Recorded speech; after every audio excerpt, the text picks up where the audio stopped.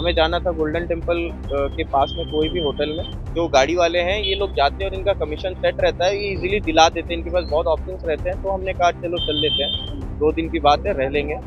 लेकिन हमारे साथ जो हुआ, हमें ईस्ट मोहन नगर में ले जाकर जो लूटा गया, वो भी दातर की नोक पे।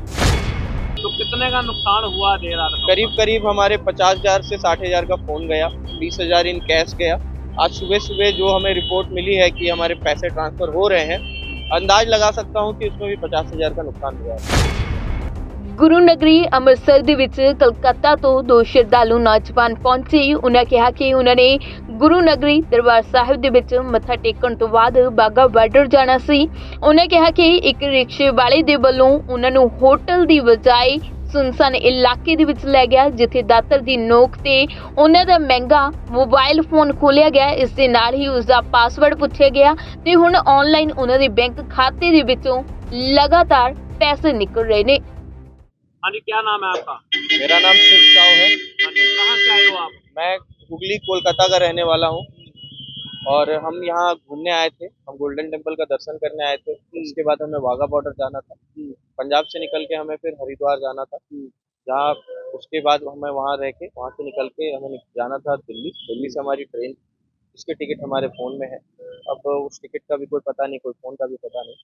अभी देख रहे हैं आगे क्या कर सकते हैं। देर दिल्ली से रात हमें घर आपके जाना साथ था, हुआ क्या? कहाँ से आप ई रिक्शे में बैठे थे? कहाँ अमृतसर पर आपको स्टेशन छोड़ा से। गया? अमृतसर स्टेशन से हम उठे थे। हमें जाना था गोल्डन टेम्पल के पास में कोई भी होटल में।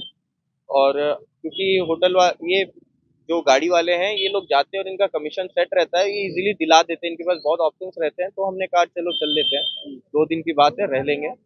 लेकिन हमारे साथ जो हुआ, हमें ईस्ट मोहन नगर में ले जाकर जो लूटा गया, वो भी दातर की नोक पे, ये बहुत बहुत ही शर्मनाक वाकया है। क्योंकि ऐसा हमने कभी उम्मीद नहीं किया था कि ऐसा हो जाएगा, वो भी सरदारों की नगरी में, और एक सरदार ऐसा कर जाएगा। आपके साथ क्या कितना सामान था रात को? हमारे साथ एक ट्रॉली थी, एक पीठ वाला बैग था। इनके पास एक टूरिस्ट वाला बैग था जो ट्रैकिंग पे यूज करते हैं। इनके पास एक पीठ वाला बैग था और एक साइड लगेज का बैग था। और इनके लगेज में करीबन 18,000 रुपए थे। इनके पास पॉकेट में 2,000 रुपए थे। मेरे पॉकेट में, मेरे पर्स में 10,000 रुपए थे। लेकिन क्योंकि इनके पॉकेट से उन्होंने पैसा निकलते हुए देख लिया, तो उन्होंने मेरी पूरी तरह से शिनाख्त नहीं की। तो हम तो बच गए और अभी जो पैसा है उससे गुजारा कर रहे हैं और बस उम्मीद कर रहे हैं कि मदद मिले। तो कितने का नुकसान हुआ देर रात को? करीब करीब हमारे 50,000 से 60,000 का फोन गया, 20,000 इन कैश गया। आज सुबह सुबह जो हमें रिपोर्ट मिली है कि हमारे पैसे ट्रांसफर हो रहे हैं, अंदाज लगा सकता हूँ कि उसमें भी 50,000 का नुकसान हुआ है।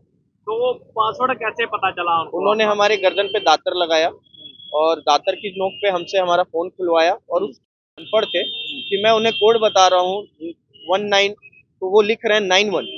और उस सरदार जी उस फोन, अपने फोन में वो सारा का सारा फोन का पासवर्ड नोट कर रहे थे डायल पैड पे। तो हमें यकीन हो गया कि ये सरदार जी भी उनके साथ मिले हुए हैं।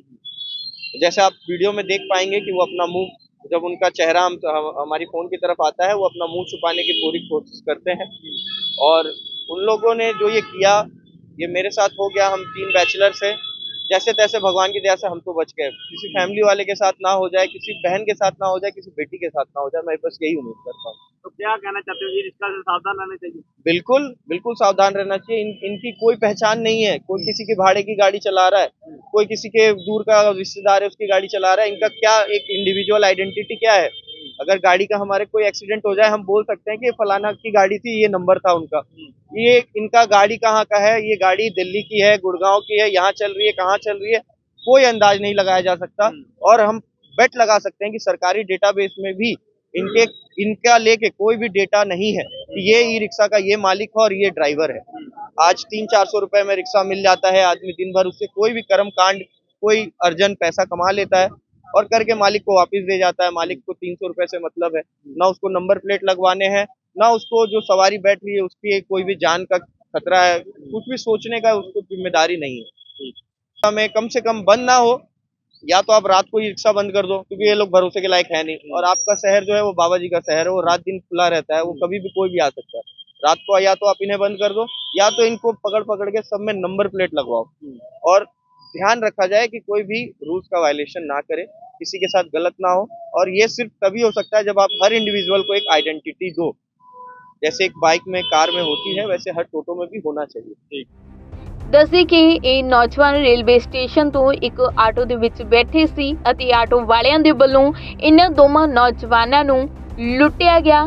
ਦੱਸਿਆ ਜਾ ਰਿਹਾ ਕਿ ਉਹਨਾਂ ਦਾ ਕਰੀਬ 50,000 ਤੋਂ ਵੀ ਜ਼ਿਆਦਾ ਰੁਪਈਆਂ ਦਾ ਨੁਕਸਾਨ ਹੋਇਆ। ਇਸ ਦੇ ਨਾਲ ਹੀ ਉਹਨਾਂ ਦੱਸਿਆ ਕਿ ਹੁਣ ਆਨਲਾਈਨ ਬੈਂਕ ਦੇ ਵਿੱਚੋਂ ਪੈਸੇ ਵੀ ਨਿਕਲ ਰਹੇ ਨੇ।